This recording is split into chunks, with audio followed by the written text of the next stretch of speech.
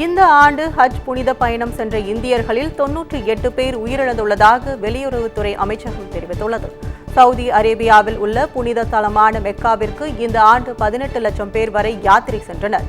இந்தியாவில் இருந்து 1,75,000 பேர் வரை சென்ற நிலையில் 98 இந்தியர்கள் உயிரிழந்துள்ளதாக வெளியுறவு அமைச்சக செய்தி தொடர்பாளர் ரந்தீப் ஜெய்ஸ்வால் தெரிவித்துள்ளார். அதில் பெரும்பாலானோர் இயற்கை மரணம் அடைந்ததாகவும் 4 பேர் கூட்ட நெரிசல் மற்றும் வெப்ப அலை காரணமாக உயிரிழந்துள்ளதாகவும் தெரிவித்துள்ளார். மெக்கா நகரில் 125 டிகிரி ஃபாரன்ஹீட் வெப்பம் நிலவியதால் இந்த ஆண்டு ஹஜ் பயணத்தின் போது சுமார் 10 நாடுகளைச் சேர்ந்த 1081 பேர் உயிரிழந்துள்ளனர் என்பது குறிப்பிடத்தக்கது.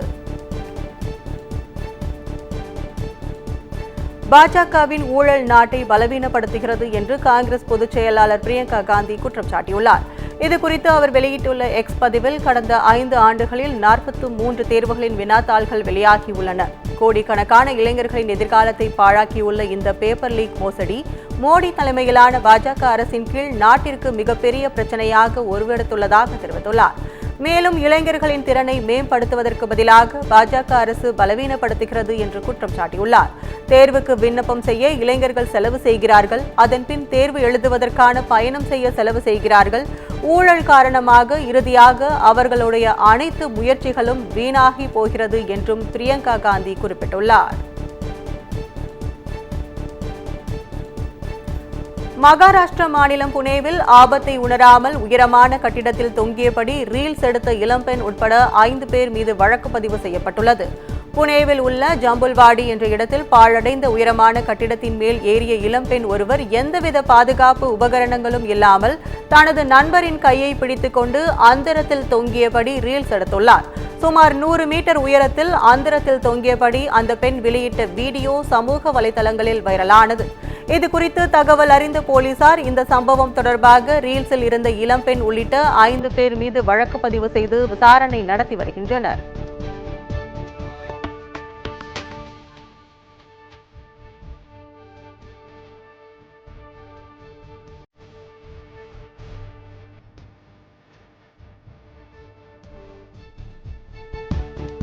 கருணை மதிப்பெண் ரத்து செய்யப்பட்ட 1563 மாணவர்களுக்கு நாளை நீட் மறுதேர்வு நடத்தப்பட உள்ளது. மருத்துவ படிப்புகளில் சேருவதற்கான நீட் தேர்வு முடிவுகள் கடந்த ஜூன் 4ஆம் தேதி வெளியானது. இதில் ஹரியானாவில் ஒரே தேர்வு மையத்தில் தேர்வு எழுதிய 6 மாணவர்கள் 720க்கு 720 மதிப்பெண்கள் எடுத்ததும் 1563 மாணவர்களுக்கு கருணை அடிப்படையில் மதிப்பெண்கள் வழங்கப்பட்டதும் நாடு முழுவதும் சர்ச்சையை கிளப்பியது. இதைத் தொடர்ந்து உச்சநீதிமன்றத்தில் நீட் தேர்வில் முறைகேடு நடந்திருப்பதாக வழக்கு தொடரப்பட்டது. கடந்த 13ஆம் தேதி நடந்த விசாரணையின் போது ஆஜரான அரசு தரப்பு வழக்கறிஞர் வருகிற 23ஆம் தேதி கருணை மதிப்பெண் வழங்கப்பட்ட மாணவர்களுக்கு மறுதேர்வு நடத்தப்படும் என தெரிவித்தார். இதன்படி 7 தேர்வு மையங்களில் 1563 மாணவர்களுக்கு நாளை நீட் மறுதேர்வு நடத்தப்பட உள்ளது. நுழைவுத் தேர்வுகளில் முறைகேடுகளில் ஈடுபட்டால் 10 ஆண்டுகள் சிறை தண்டனை விதிக்கும் பொதுத் தேர்வுகள் சட்டத்தை மத்திய அரசு அமல்படுத்தியுள்ளது. மத்திய அரசு பணியாளர் தேர்வாணையம், பணியாளர் தேர்வாணையம், ரயில்வே, தேசிய தேர்வுகள் முகமை உள்ளிட்டவை நடத்தும் தேர்வுகளில் முறைகேடுகளை தடுக்க கடந்த பிப்ரவரியில் நாடாளுமன்றத்தில் மசோதா நிறைவேற்றப்பட்டது. இந்த மசோதாவின்படி அந்த தேர்வுகளில் முறைகேடுகளில் ஈடுபடுவோருக்கு அதிகபட்சமாக 10 ஆண்டுகள் வரை சிறை தண்டனையும் 1 கோடி ரூபாய் அபராதமும் விதிக்கப்படும் என கூறப்பட்டுள்ளது. இந்நிலையில் இந்த சட்டம் அமல்படுத்தப்பட்டுள்ளது. மத்திய பணியாளர் நலத்துறை அமைச்சகம் தெரிவித்துள்ளது.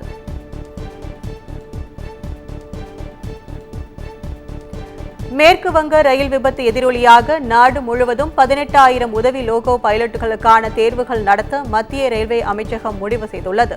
மேற்கு வங்கம் மாநிலம் டார்ஜிலிங் மாவட்டத்தில் நிகழ்ந்த ரயில் விபத்தில் 10 பேர் உயிரிழந்தனர்.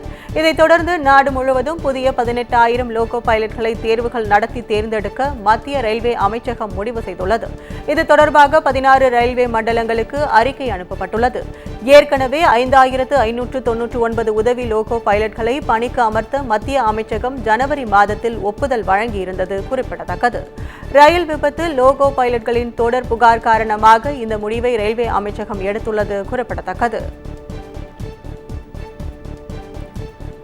பாரிஸ் ஒலிம்பிக் துப்பாக்கிச் சுடுதல் போட்டியில் கலந்து கொள்ள முன்னணி வீராங்கனையும் பாஜக எம்எல்ஏவுமான ஸ்ரேயாஷி சிங் தகுதி பெற்றுள்ளார்.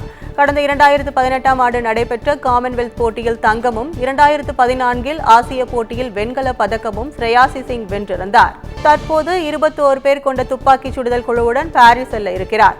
ஒலிம்பிக்கில் விளையாடி நாட்டிற்கு தங்கம் வெல்ல வேண்டும் என்பது தனது தந்தையின் கனவு என்றும் தற்போது தந்தைக்காக தான் தங்கம் வென்று அவரது கனவை நிறைவேற்ற முயற்சி செய்வேன் என்று ஸ்ரேயாஷி சிங் தெரிவித்துள்ளார். இவர் பீகார் மாநிலம் ஜமுய் தொகுதியின் எம்எல்ஏவாக உள்ளார் என்பது குறிப்பிடத்தக்கது. T20 உலகக்கோப்பை கிரிக்கெட் தொடரில் நேற்று இரவு நடைபெற்ற சூப்பர் 8 சுற்று போட்டியில் இங்கிலாந்தை வீழ்த்தி தென்னாப்பிரிக்க அணி திரில் வெற்றி பெற்றது. இந்த போட்டியில் டாஸ் வென்ற இங்கிலாந்து பந்துவீச்சை தேர்வு செய்தது. அதன்படி முதலில் களமிறங்கிய தென்னாப்பிரிக்கா நிர்ணயிக்கப்பட்ட 20 ஓவரில் 6 விக்கெட் இழப்புக்கு 163 ரன்களை எடுத்துள்ளது. இதை அடுத்து 164 ரன்கள் எடுத்தால் வெற்றி என்ற இலக்குடன் களமிறங்கிய இங்கிலாந்து அணி 20 ஓவர் முடிவில் 6 விக்கெட்டுகள் இழப்பிற்கு 156 ரன்கள் மட்டுமே எடுத்தது. இதனால் தென்னாப்பிரிக்கா அணி 7 விக்கெட் வித்தியாசத்தில் வெற்றி பெற்றது. தென்னாப்பிரிக்காவில் அதிகபட்சமாக டீகாக் 56 ரன்களும் மில்லர் 43 ரன்களும் எடுத்தனர். யூரோ கோப்பை கால்பந்து லீக் போட்டியில் ஸ்லோவாக்கியாவை வீழ்த்தி உக்ரைன் அணி தனது முதல் வெற்றியை பதிவு செய்துள்ளது. ஜெர்மனியின் டசல்டார்ப்பில் நடந்த யூரோ கால்பந்து தொடருக்கான இ பிரிவு லீக் போட்டியில் ஸ்லோவாக்கியா உக்ரைன் அணிகள் மோதின. ஆட்டத்தின் 17வது நிமிடத்தில் ஸ்லோவாக்கியாவின் இவான் ஷ்ரான்ஸ் ஒரு கோல் அடித்தார். இதை அடுத்து சுதாரித்துக் கொண்ட உக்ரைன் அணி வீரர்கள் மைக்கோலா சவரன்கோ, ரோமன் யாரெம்சுக் தலா ஒரு கோல் அடித்து வெற்றிக்கு வழிவகுத்தனர். ஆட்ட நேர முடிவில் உக்ரைன் அணி 2-1 என்ற கணக்கில் தனது முதல் வெற்றியை பதிவு செய்துள்ளது. ஆமீர் கானின் மகன் ஜுனைத் கான் நடித்த முதல் படத்திற்கு விதிக்கப்பட்டிருந்த இடைக்கால தடையை குஜராத் நீதிமன்றம் நீக்கியுள்ளது. பிரபல பாலிவுட் நடிகரான ஆமீர் கானின் மகன் மகராஜ் என்ற திரைப்படத்தில் நடித்திருந்தார். இது நெட்ஃபிளிக்ஸ் OTT தளத்தில் வெளியாக இருந்தது. இதனிடையே திரைப்படத்தின் கதை வைணவ மத தலைவரான கர்சன்தாஸ் முல்ஜி தொடர்புடைய அவதூறு வழக்கை மையமாக கொண்டு உருவாக்கப்பட்ட கதையாகும். இதனால் சர்ச்சைக்குரிய காட்சிகள் இடம்பெற்றுள்ளதாக வைணவ மதத்தினர் போராட்டம் நடத்தியதுடன் குஜராத் நீதிமன்றத்தில் வழக்கு தொடர்ந்தனர். இதைத் தொடர்ந்து பட வெளியீட்டுக்கு இடைக்கால தடை விதித்து நீதிபதி சங்கீத விசேன் உத்தரவிட்டார். இந்நிலையில் படத்தில் சர்ச்சைக்குரிய காட்சிகள் இல்லை என்பதை உறுதி செய்த பின் நீதிபதி இடைக்கால ரத்தை நீக்கி உத்தரவிட்டார். நீட் முறைகேட்டை கண்டித்து வருகிற 24ஆம் தேதி நடைபெற இருந்த கண்டன ஆர்ப்பாட்டம் ஒத்திவைக்கப்பட்டுள்ளதாக திமுக மாணவர் அணி அறிவித்துள்ளது. நாடு முழுவதும் கடந்த மாதம் நடைபெற்ற நீட் தேர்வில் முறைகேடுகள் நடைபெற்றுள்ளதாகவும் மறுதேர்வை நடத்த கோரியும் உச்சநீதிமன்றத்தில் வழக்கு தொடரப்பட்டு விசாரணை நடைபெற்று வருகிறது. இந்நிலையில் நீட் தேர்வு முறைகேட்டை கண்டித்து வருகிற 24ஆம் தேதி சென்னை வள்ளுவர் கோட்டத்தில் திமுக மாணவர் அணி சார்பில் கண்டன ஆர்ப்பாட்டம் நடைபெறும் என்று அறிவிக்கப்பட்டிருந்தது. இந்நிலையில் கண்டன ஆர்ப்பாட்டம் ஒத்திவைக்கப்படுவதாக தேதி பின்னர் அறிவிக்கப்படும் எனவும் திமுக மாணவர் அணி அறிவித்துள்ளது.